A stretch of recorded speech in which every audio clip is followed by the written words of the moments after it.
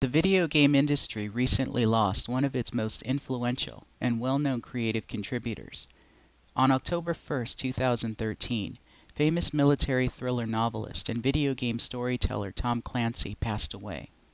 You may recognize that name as being displayed in front of popular franchise titles such as Ghost Recon, Rainbow Six, and Splinter Cell. This episode of Game Tangents Plays Retro is dedicated to examining one of the first video games to bear the Tom Clancy name, Rainbow Six for the Sega Dreamcast. The Cold War has been over for more than a decade, and for the first time in a half-century the world is free from the spectre of nuclear apocalypse. It should be a time of peace and prosperity, but all over the globe the embers of old animosities have been fanned into flame by the winds of freedom. Terrorism in the 21st century is an international industry. Money and expertise flow freely through the global computer nets, and every type of weapon imaginable is available on the black market of the Third World. It has become harder and harder for the security forces of individual nations to combat this threat to the safety of their people. What's needed is an organization with the resources and the authority to fight terrorism wherever it flourishes. It would be composed of the best and brightest counter-terrorism experts from every country, and armed with state-of-the-art weapons and equipment. It would operate in absolute secrecy, its existence known only to the most senior government officials. It would attack swiftly and silently, cutting off the head of the Viper before it had a chance to strike. Such an organization already exists. Its code name is Rainbow. It's been a while since we've done a Game Tangents Plays Retro video, but with the free release of Rainbow Six Vegas on the Xbox Live for Gold members, I thought it would be a good idea to do a retro video for the original Rainbow Six. But with so many projects going on simultaneously, it got kinda pushed back. Then with Tom Clancy's sudden passing, it became only natural to finish the video. This game has very long load times, so through the magic of editing, we'll cut that down just a bit. So we'll start with one of the dozens of training missions to get used to the controls. The first thing you'll notice when playing the game is that the controls are very slow, clunky, and very unintuitive. This is a game that definitely predates the modern dual analog stick controller. Because the Dreamcast controller only has one analog stick, movement is mapped to the face buttons A, B, X, and Y, while the analog stick is used to look around the environment. In what amounts to a baffling decision from the developers, pressing A moves you forward, while pressing Y moves you backwards. It would have made more sense if this were reversed, where the A button moves you backwards and the Y button moves you forward, since the X button strafes left and the B button strafes right. Holding the A button while pressing right on the D-pad reloads your weapon.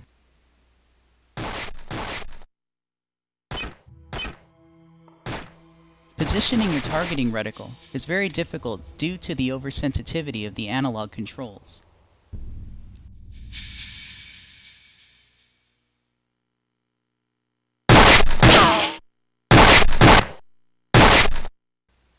Holding the D-pad left while pressing the A and B buttons switches between your primary and secondary weapons.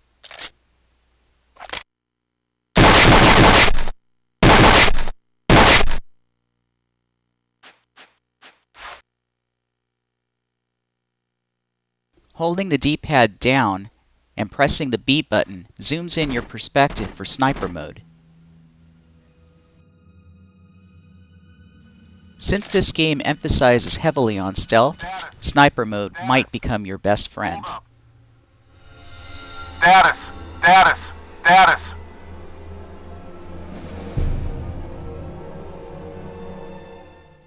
Those of you out there prone to episodes of vertigo may want to avoid going into third-person mode.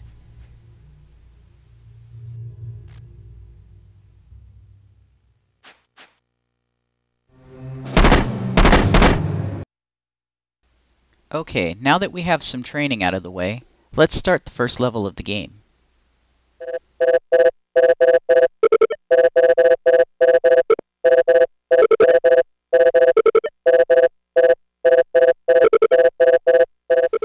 Rainbow Six is a very complicated game that lacks a proper interface for its very convoluted design.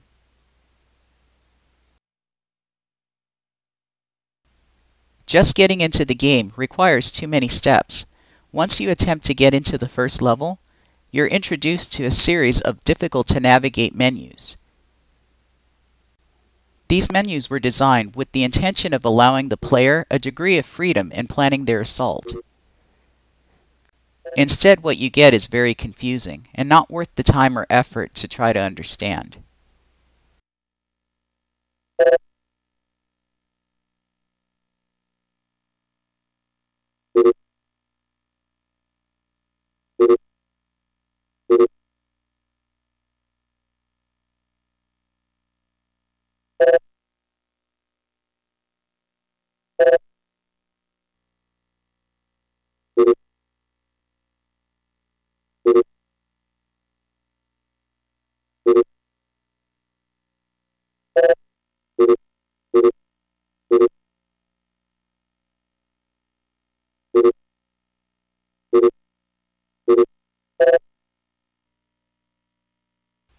So once you have your team and your gear selected, the game gives you the opportunity to plot your route. Again, this is very confusing, so we'll just skip to the main part of the game.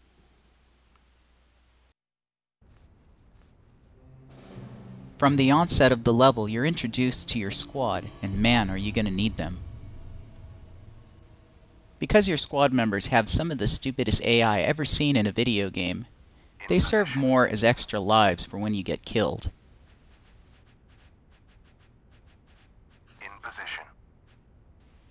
Even a simple action like climbing a ladder requires a strange combination of button presses.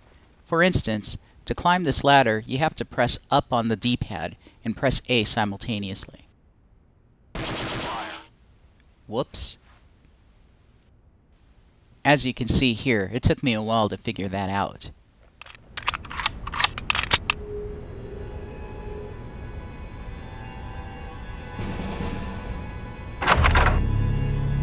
Contact.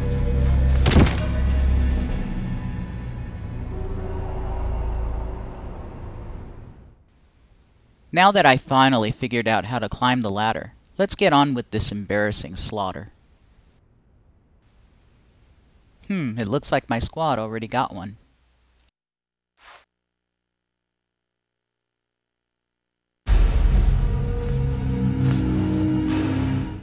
Yeah, that guy is like your unwanted shadow. Status. In position. Looks quiet. In position. No tangos here. In position. No tangos in sight. Status. In position. No tangos in sight. In position. No tangos here. In position. Looks quiet. In position. No tangos in sight. In position. No tangos in sight.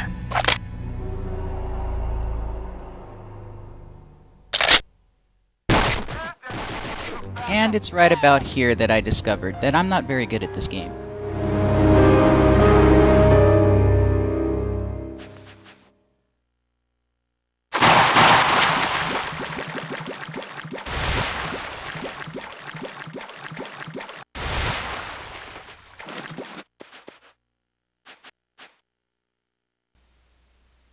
As you can see, Rainbow Six has graphics that uses very simple geometry. Even for the Dreamcast, the graphics aren't very good.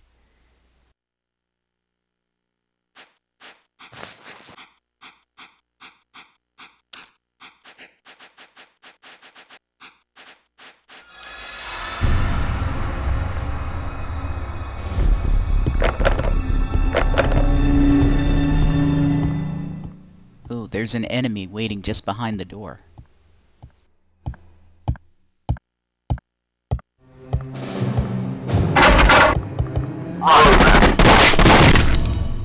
Believe it or not, that was close.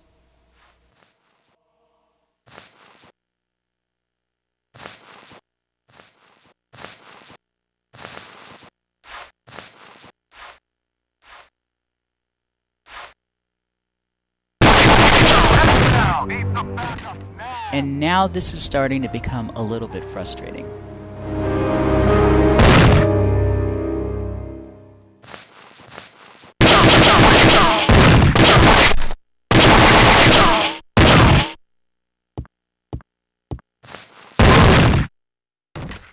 What an idiot.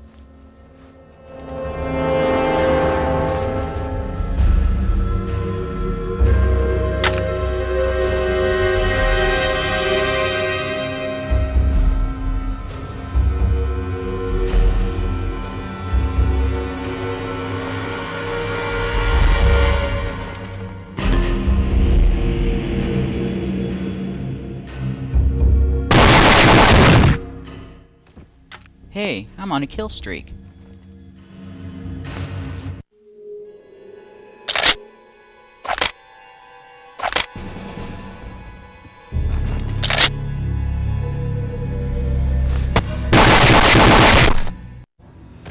And just when I thought I was starting to get the hang of it.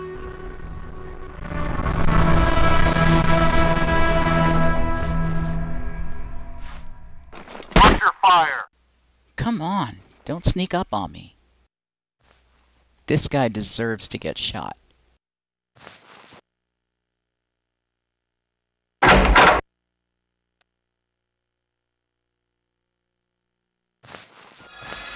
Strafing in this game is painfully slow, especially when you have an idiot AI partner in your way.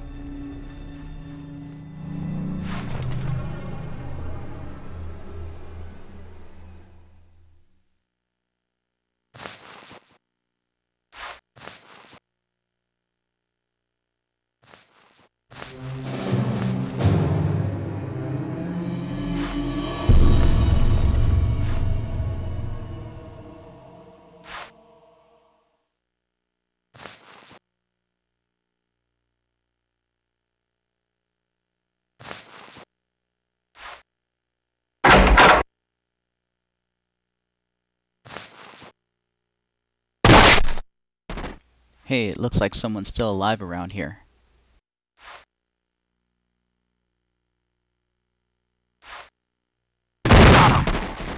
Not anymore.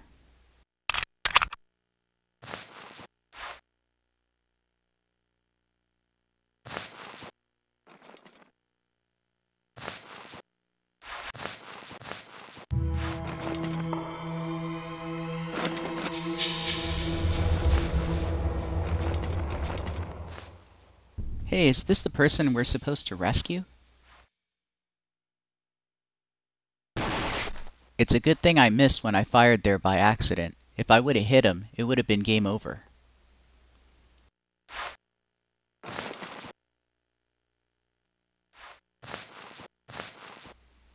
Would you stop shaking like that? It's really disturbing.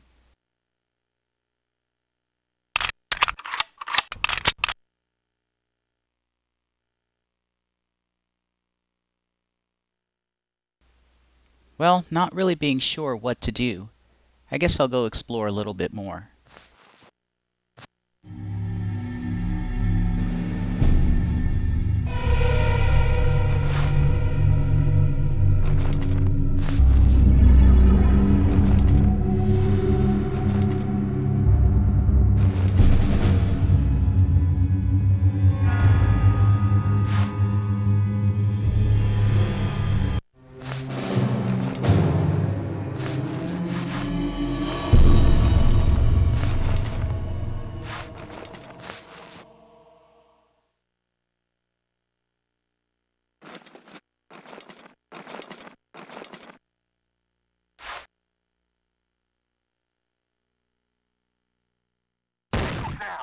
Well, what do you know? Looks like my AI partner isn't so completely useless after all. I would like to express my deepest sympathies and condolences to all of those squad members who didn't make it through this mission. There are many more who will join you very soon. Here we're going to skip all of the lengthy menu fumbling, and we're going to get right into the second level.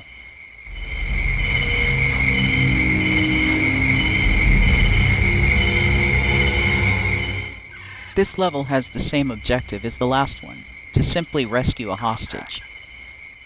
Got him. In position.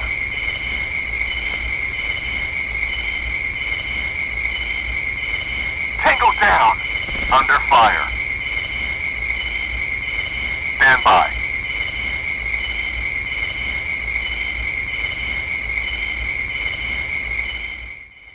Surveying the area while in sniper mode is helpful in finding enemies before they see you.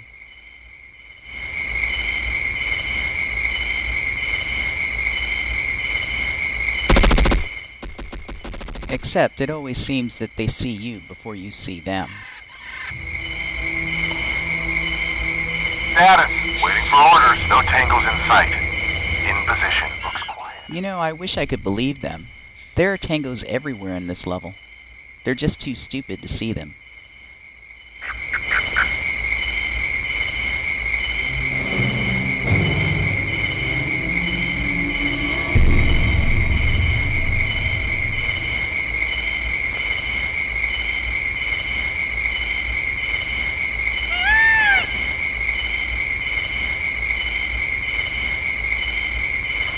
Well, at least my squad kills the few that they come across.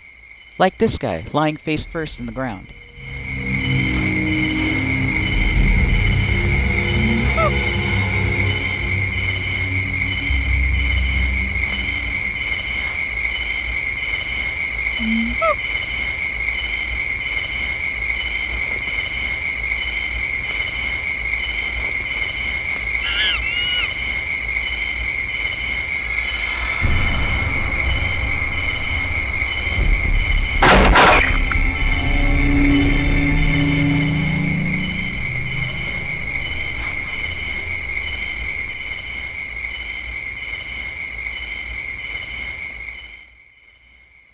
You know, I tried to approach this level very carefully, but the enemies are like ghosts, and they're everywhere.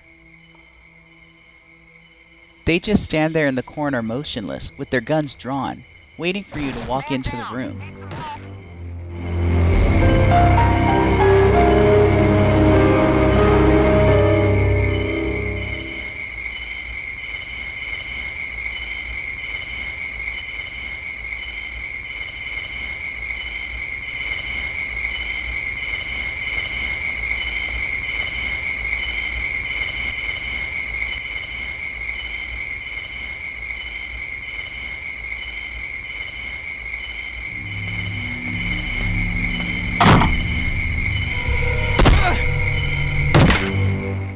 Not again.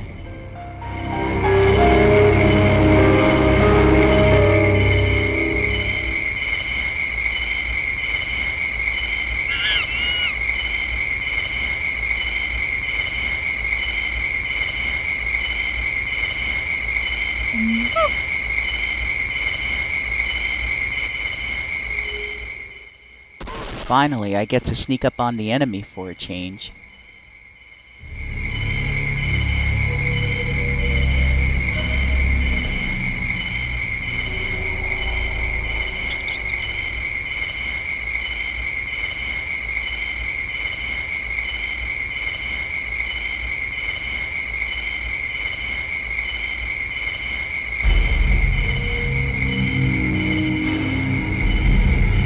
There's the door I died last time. This time I'm ready. I know he's there and waiting.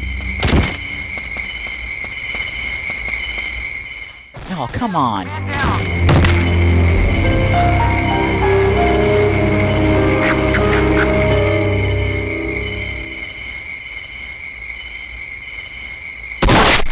Yeah, serves you right.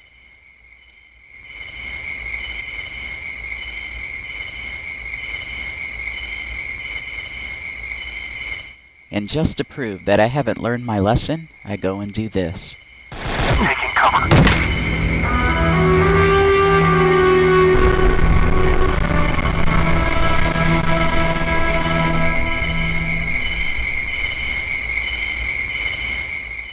Well, it looks like we're down to the nameless Reserve 1, while the rest of my squad members lie in a pool of their own blood.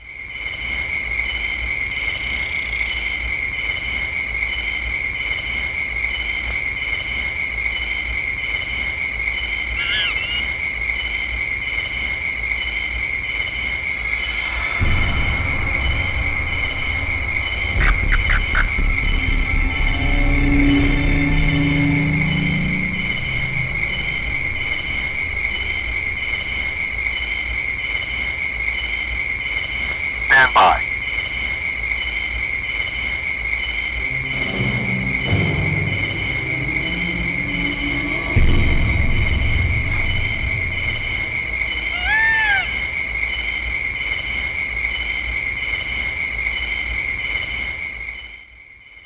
This is how I should have gone about it in the first place. So now that we've taken care of those last few pesky outdoor enemies, it's time to go back indoors to find the last few remaining victims of the unstoppable Reserve 1.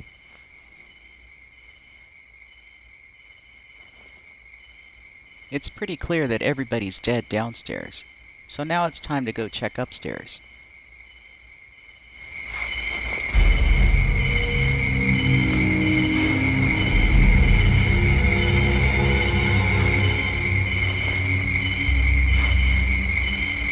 Hey, you know what's good about having all of your squad dead? You no longer have an idiot AI following you around.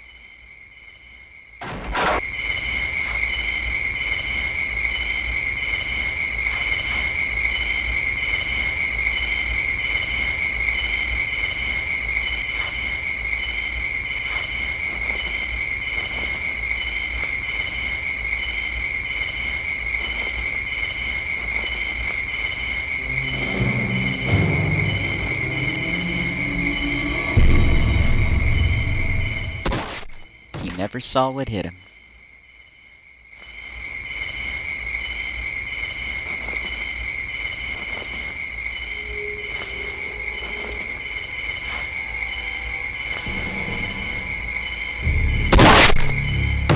You know, it's hard to believe that these guys can't hear gunfire just down the hall.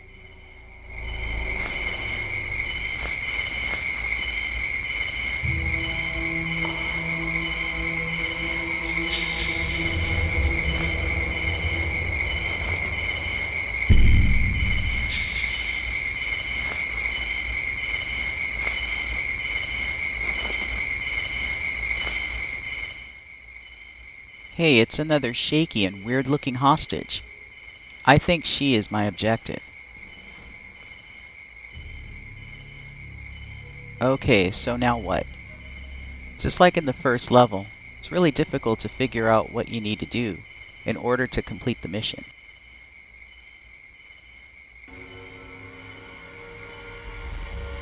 After wandering around for a little bit, I couldn't figure out what to do next, so I restarted the mission.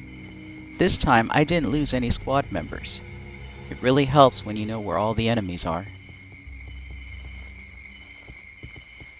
I discovered by fumbling around with the controls a little bit that you can set a tactical command to escort. Once I did that, the hostage immediately started following me around.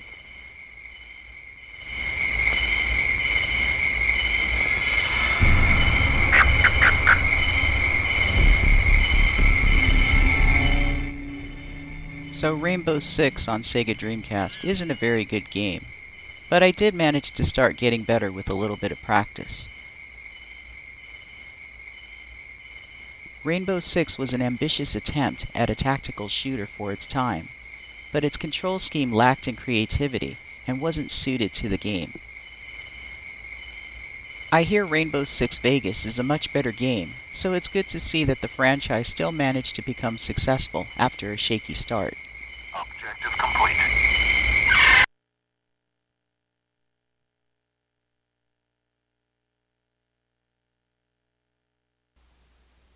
Game Tangents would like to express our deepest thanks to Tom Clancy for inspiring so many great video game franchises, and for so many great stories. We're confident that those franchises will continue to endure well into the next generation, and well beyond that.